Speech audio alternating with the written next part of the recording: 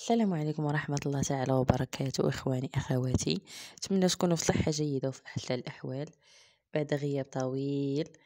غنشارك معكم اليوم واحد الوصفة ديال البسبوسة اللي داقه عندي. كيطلب لي المقادير والطريقة، كتجي غزالة في المذاق. نخليكم مع المقادير وطريقة التحضير.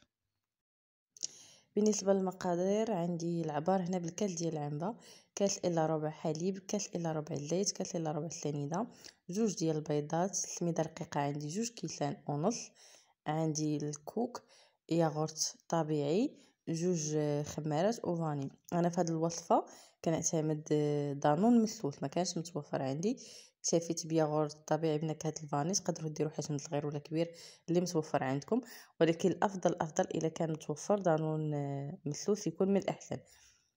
صافي هنا غادي نبدا نخلط البسبوسه ديالي.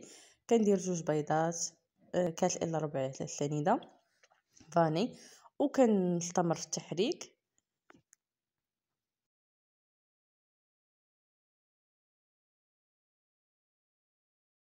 من افضل هاد العناصر السائله كامله تخلطوها في خلاط كهربائي. عاد فاش صافي يبقى الكوكو والسميد والخمارات هما اخر حاجه. انا كنكتفيت غير بالفويك، كنخلط غير بشوي بشوي. هنا غادي نضيف دابا الزيت وغادي نستمر في التحريك، وغادي نضيف الحليب والياغورت، غادي نضيف السوائل كامله ونخلط.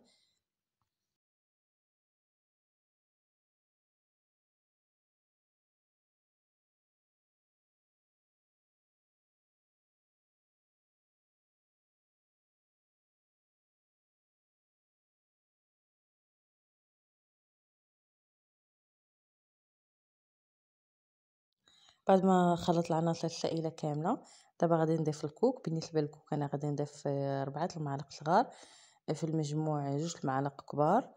وغادي نضيف السميده رقيقه. بالنسبه للسميده رقيقه درت 2 كيسان وربع ديال السميده رقيقه بالضبط. الا ما كنتوش غادي ديروا الكوك في هذه الوصفه، الا ما كانش متوفر غادي ديروا رابعه ديال السميده رقيقه كامله. الا كنتو غادي ديروا الكوك غادي ديروا غير 2 كيسان وربع ديال السميده رقيقه بالضبط. انا هنا ديجا عابراها، لحقاش انا ديما تندير هاد الحرشه، صافي عارفه المقادير بالضبط، كنكون كل حاجه عادله بوحديتها. غادي نضيف 2 خمارات،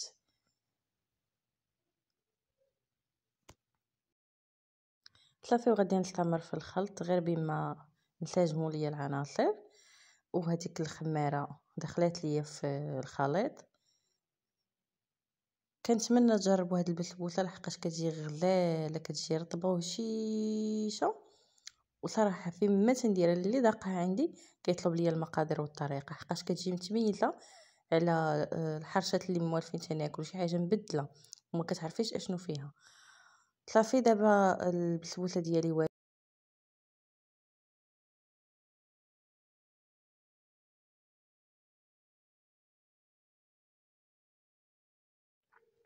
انا غادي نطيبها في هذا المول ديال الزاج اللي كيدخل الفران.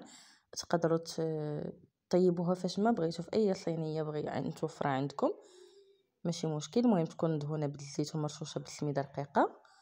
صافي غادي نفرغها فيها وغادي ندخلها طيب. كطيب على درجه الحراره عاديه متوسطه، النار من الاسفل حتى كطيب وكتحمر. عاد فاش كنشعل عليها الفوق تحمر واحد شويه. بالنسبه للتزيين انايا هنايا عندي شويه ديال الفواكه جافه، هكا حطيتها عشوائيه فوق منها، ماشي ضروري. تقدروا تخلوها عاديه حتى كتخرجوا تزينوها بالكوك. وتقدروا لا عندكم الفواكه تا هما كيجيو فيها زوينين على حسب اللي متوفر عندكم. صافي دابا غندخلها الطيب. بالنسبه للسيرو اللي غادي نسقيو به هاد الحرشه هاد البسبوسه، وهو السر ديالها، هو اللي كيجي بواحد المذاق رائع. فيه هنا عندي كاس الماء، كاس سنيده، قطع الحامض، كنحطهم فوق النار وكنخليهم يغلاو فوق البوطه حتى كيبان ليا السيرو كشكش مزيان. صافي كنعرفوا راه جاهز وتنطفي عليه. تنسقي به البسبوسه وهي سخونه، انفو تكون خارجه من الفران سخونه. هو ديجا كيكون واجد عندي برد، كنسقي به البسبوسه. الا كانت غادي تلقاو به البسبوسه وهو سخون، خاص البسبوسه تكون بارده. انا كنوجدو الوقيته اللي كندخلها طيب كنوجد السيرو، ما كتجي فين كتخرج كيكون هو برد. كي كنخرج البسبوسه كنسقيها. هاي البسبوسه ديالي بعد ما خرجتها من الفران دهنتها بالقليل من مربى المشمش والكوك. التزيين كيبقى على حسب المتوفر عندكم. دابا غادي نقطع معاكم واحد شويه باش تشوفوا الشكل ديالها كيفاش كيكون من الداخل.